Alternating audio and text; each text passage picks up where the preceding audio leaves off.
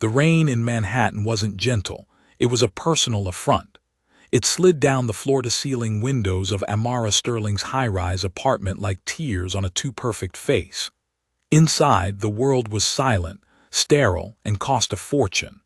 The only sound was the whisper of silk as Amara paced, her phone a cold, dead weight in her hand. Leo's call had gone straight to voicemail, again. "Where are you?" she muttered to her reflection in the obsidian glass. Her beauty was a weapon she'd honed to a razor's edge, creamy white skin, hair the color of winter wheat, eyes a piercing, calculating blue. She was a masterpiece curated for a specific gallery, the world of old money and new power. And Leo Whitlock, her fiancé of 6 months, was supposed to be her ticket in. She met him at a charity gala for the preservation of some obscure French coastline. He'd been a quiet island in a sea of sharks. Tall, with an athletic leanness, messy dark hair that begged for a good stylist, and kind, almost sad brown eyes. He wore a tuxedo that fit just a fraction too loosely. He was handsome in a rumpled, academic way, but it was his whispered comment about the pretentiousness of the event that had hooked her. He'd seen through the facade. She'd assumed it was because he was so far above it, he could afford to be bored. Their courtship was a puzzle. He took her to fascinating, hole-in-the-wall restaurants with incredible food, not Michelin-starred palaces. His apartment was a modest one-bedroom in Greenwich Village, cozy but laughably small. He worked as a consultant, he said, vague about the details. He drove a 10-year-old Volvo, yet he possessed an effortless, unshakable confidence, a quiet authority that didn't need to shout. Amara had interpreted the puzzle's missing piece as asterisk old money hiding its shine. He was testing her, she decided, seeing if she loved the man, not the portfolio. She could play that game. She would be the gracious, patient, perfect partner until the veil lifted. But the cracks were showing. Her friends, a coven of sharp-eyed socialites led by her best friend Jenna, had started their polite inquiries. "Darling, the Volvo, is it vintage?" A quirky choice. "This consulting, is it for a family office?" Amara would laugh, a light tinkling sound she practiced. "Leo's just terribly private and practical." The doubt in their eyes was a cold seed in her gut. The final straw was last week. They'd been browsing Tiffany's, window shopping, Leo called it. She'd lingered at a spectacular yellow diamond solitaire. "A sun captured in stone," she'd sighed. Leo had smiled, squeezed her hand, and said, "It's beautiful, but real beauty doesn't need a cage of platinum, does it?" He'd meant it as something romantic. She heard a refusal. That night, over martinis sharper than broken glass, Jenna had delivered the verdict. "Amara, sweetie, I had my guy look. There's no Whitlock in the social register that matches him. No trust funds, no silent partnerships. The consulting firm is a P.O. box. The man is a ghost, and not the intriguing billionaire bachelor kind. He's just a ghost." The seed of doubt had sprouted into a thorny vine of panic. She'd invested 6 months of her prime, faked orgasms, pretended to love his tedious jazz records and his discussions about Byzantine history, all for a ghost with a Volvo. The door clicked open. Leo walked in, damp from the rain, his worn leather jacket dripping onto her priceless Moroccan rug. He carried a paper bag smelling of garlic and herbs from the Italian place she pretended to find charmingly authentic. "Hey you," he said, his voice warm. He leaned in to kiss her, but she turned her cheek. "You're late, and you're getting my rug wet." He paused, pulling back, his kind eyes searching her face. "Sorry, the subway was a mess. I brought us dinner." He held up the bag like a peace offering. "I had Yvette cancel the caterer," she said flatly, referring to the personal chef she'd booked for a spontaneous, intimate dinner she'd planned to subtly interrogate him during. "I'm not really hungry." "Amber, what's wrong?" He dropped the bag on the kitchen counter, his concern genuine, which somehow made it worse. "What's wrong, Leo, is that I'm tired of playing house in your quaint little fantasy." The words were out, cold and sharp. "I'm tired of the mystery. I'm tired of defending you to my friends. Who are you, really? Because consultant, who lives in 800 square feet and thinks a ring is a cage isn't cutting it anymore. He looked stricken, then resigned. A shadow passed over his face, something deeper than hurt. This isn't about the ring, Amara. This is about you wanting a label, a brand, not a life. A life, she laughed, a harsh, ugly sound. This is asterisk my life, or it's supposed to be. I'm not built for asterisk struggle asterisk. I won't apologize for wanting security, for wanting a future that doesn't involve calculating subway fares. I've never lied to you, he said quietly, his voice steady.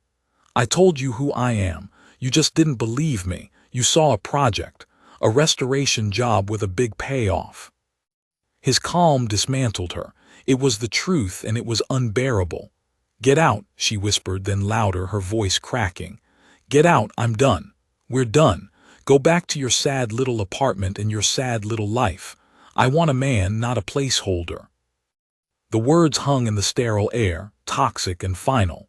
Leo didn't argue. He just looked at her, and in that moment she saw not anger but a profound disappointment, as if she'd failed a test she never knew she was taking. He slowly took off the key to her apartment she'd given him, placing it on the quartz countertop with a soft asterisk click asterisk. He shrugged his damp jacket back on. Goodbye, Amara, he said and walked out. The door shut with a soft, definitive sigh. The silence that followed was deafening. She felt a flicker of something, regret, fear, but she drowned it in a glass of very expensive vodka. She'd done the right thing. She'd cut her losses. She was free. Act II, the unraveling. Freedom, Amara discovered over the next brutal month, tasted like dust and rejection. The social world, it turned out, was a merciless ecosystem. Without Leo, without the asterisk promise asterisk of Leo, she was just another beautiful, aging climber. Invitations dried up. Jenna's calls became less frequent, her sympathy thin. Darling, we all make mistakes, she'd purr, her tone laced with schadenfreude. At least you didn't marry him. Her own finances, a precarious house of cards built on credit, designer resales, and the generosity of past friends, began to tremble. The lease on her apartment was a carnivorous beast that needed to be fed. She tried to go back to what she knew, finding another man with prospects. But the sharks could smell desperation. They wanted the fresh, young things, not a 30-year-old woman with a publicly failed engagement. One rain-slicked Tuesday. Humiliation found a new depth. She was at a rooftop bar, trying to charm a tech bro who kept checking his watch when she saw him. Leo. But not her Leo. He emerged from a private elevator across the rooftop, and the world seemed to tilt. He was flanked by two severe-looking men in impeccably tailored suits. He wore a cashmere overcoat the color of charcoal that seemed to drink the ambient light. His hair, still dark and full, was now perfectly cut. He held himself differently, not with the relaxed slouch of the village, but with the innate, unassailable authority of a prince surveying his domain. His eyes, those kind brown eyes, swept the crowd, missing nothing. And the crowd reacted. A subtle ripple went through the privileged air. The bartender straightened. The tech bro beside her gasped. Holy shit, is that? Who? Amara whispered, her throat tight. Leo Whitlock, the asterisk real asterisk Leo Whitlock, heir to the Whitlock Group. His grandfather was Reginald Whitlock. They own like half the mining in Australia, half the real estate in London. I heard he'd been off-grid for years. A personal project, they said. He's back. The words hit her like physical blows. Heir, Whitlock Group, off-grid. He was looking right at her. Their eyes locked across the glittering space. There was no warmth, no recognition, just a cool, assessing gaze, as if she were a mildly interesting piece of art he'd once considered and dismissed. He gave a minute, almost imperceptible nod, then turned away, his retinue closing around him as he disappeared back into the elevator. Amara's legs gave way. She sank onto a barstool, the tech bro's questions a distant buzz. The pieces of the puzzle, the one she'd thrown away in disgust, slammed together with terrifying, beautiful clarity. The quiet confidence, the disdain for ostentation, the consulting, the way he'd looked at her that last night, not like a broke man being dumped, but like a king observing a subject's betrayal. He hadn't been hiding his poverty, he'd been hiding his throne. The next week was a descent into a special kind of hell, one of her own making, illuminated by the blistering light of her mistake. She became a detective on the case of her own stupidity. A few discreet, desperate searches online, things she'd never bothered with before, revealed a universe. Leo James Whitlock, only grandson of industrial titan Reginald Whitlock, estimated net worth. Forbes was politely vague, but it involved 12 figures. Photographs emerged. A younger Leo at Oxford, standing somberly beside his grandfather at the opening of a hospital wing, at the helm of a sailing yacht. And then the pictures stopped about 2 years ago, around the time she'd met him. The personal project, the tech bro had said. She had been the project, a test of character in a world of gold diggers, and she had failed, spectacularly. Regret was no longer a flicker. It was a forest fire consuming her from the inside.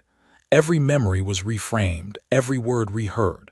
His comment about the ring being a cage, he'd meant the gaudy Tiffany rock was a cage. He could have given her a diamond the size of a glacier. His modest apartment, a deliberate choice, a sanctuary from the gilded cage of his legacy. And she had thrown it away for the promise of a cage she understood. She tried to call him. The number was disconnected. She went to his old apartment.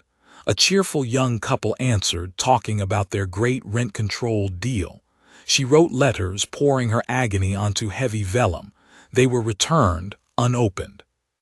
Her desperation curdled into a cold, hard resolve.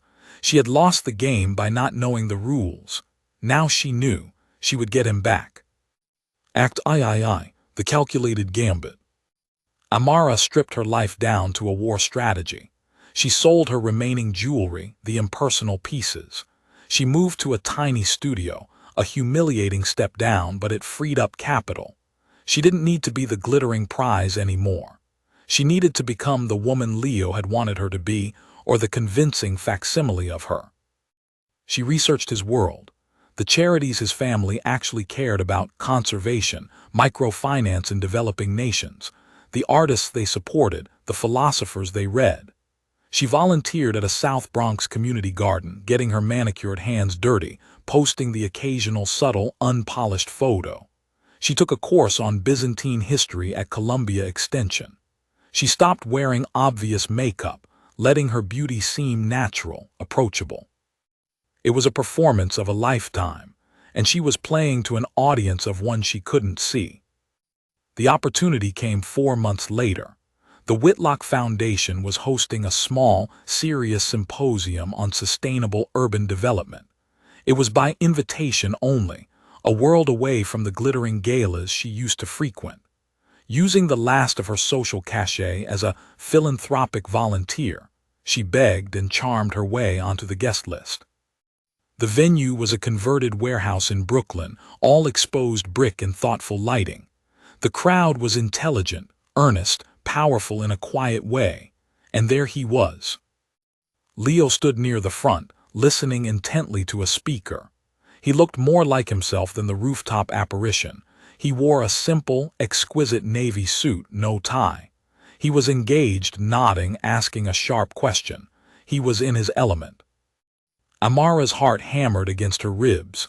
She waited, biding her time through the lecture and the networking session that followed.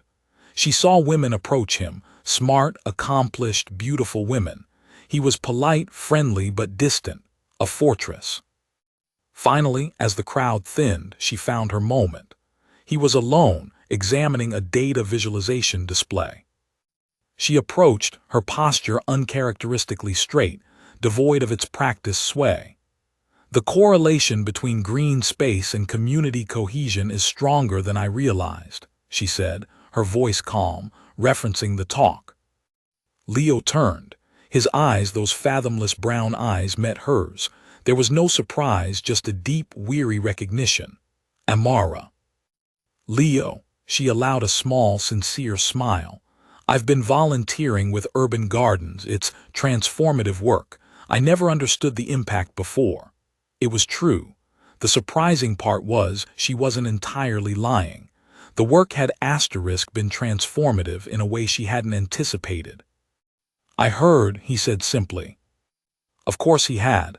He'd known she was here. He'd known everything. She faltered, the script she'd rehearsed crumbling under the weight of his presence.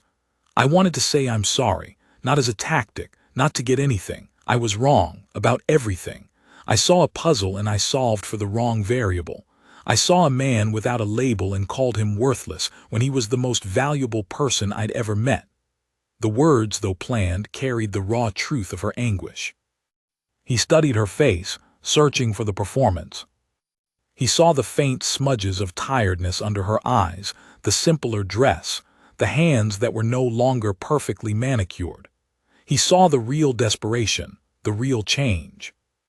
Why? He asked, the single word holding multitudes. Because I was a fool, and because, she took a breath, risking everything. Because the man in the Volvo who loved Byzantine mosaics and knew the best lamb shank in the city was real, and I miss him. I don't deserve him, but I miss him. A long silence stretched between them, filled with the hum of conversation and the ghost of their past. For a fleeting second, she saw a crack in the fortress wall, a softening around his eyes, a hint of the old Leo. Then Charles appeared at his elbow. Charles, his head of security, a man built like a cliff with a watchful gaze. "Sir, the car is ready. Your grandfather is expecting your call." The moment shattered. Leo's expression closed off, returning to the cool, impenetrable air. "I'm glad you found purpose, Amara," he said, his voice formal, final. "Truly, I wish you well." He gave her one last, inscrutable look, then turned and walked away, Charles falling into step beside him. She was dismissed, not with cruelty, but with a conclusive, gentle finality that was far worse. She stood there hollowed out. The gambit had failed. The performance, even laced with truth, had been seen for what it was. She had lost. Act IV, the bitter dawn. Amara walked the cold streets back to her studio, the victory of others a mockery around her.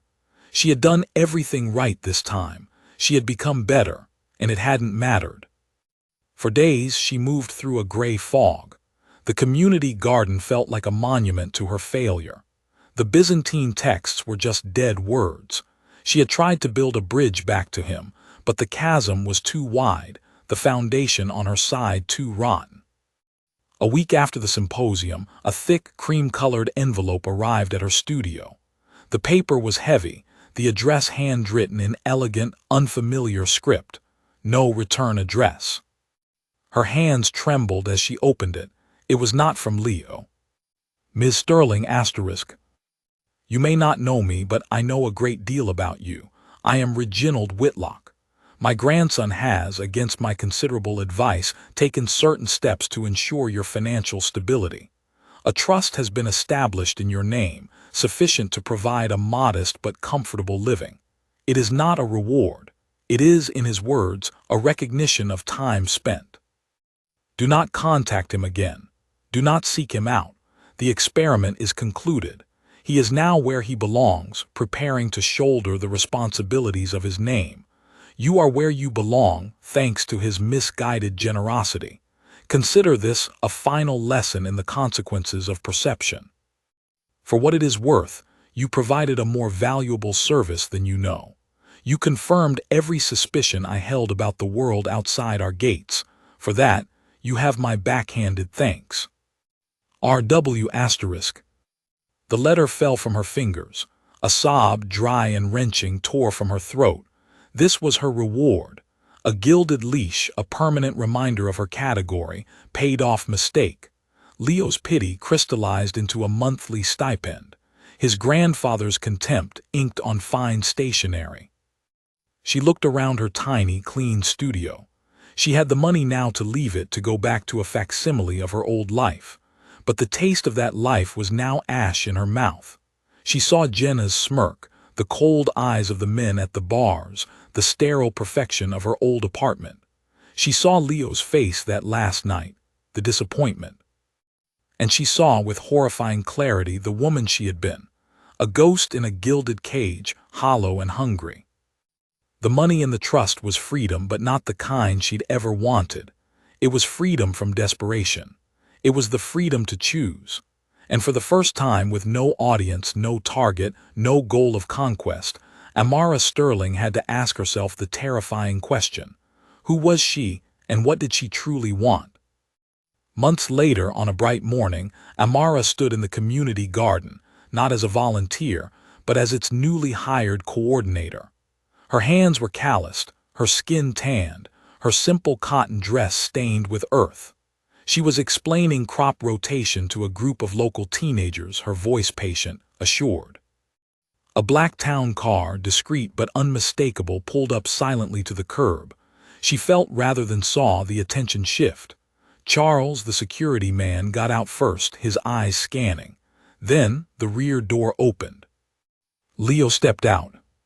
He was dressed down in dark jeans and a simple sweater, but he carried the same aura. He looked at the garden, at the thriving plots, at the kids, and finally at her. Her heart stopped, then began a slow, heavy beat. She excused herself and walked towards the fence that separated the garden from the street, wiping her hands on her apron. "Leo," she said, her voice steady. There was no performance now, only a weary acceptance. "Amara," he looked past her at the work being done, "this is impressive." "It's honest work," she said. "I know," he met her eyes.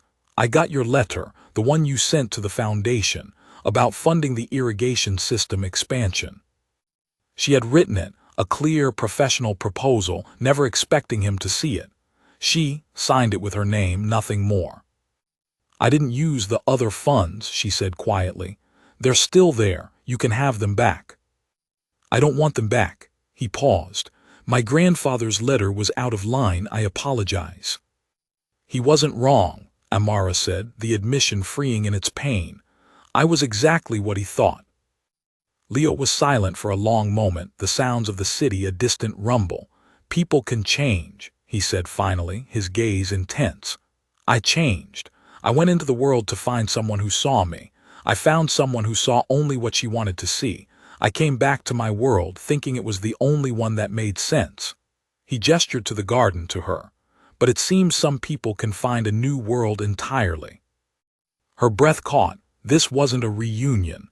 This wasn't a second chance at the fairy tale. It was something else, an acknowledgement. "Why are you here, Leo?" "To see the irrigation project," he said, a faint, almost imperceptible smile touching his lips. It was the ghost of her Leo, the one from the village. "And to deliver the funding approval in person. The foundation would like to partner with you on this, if you're interested."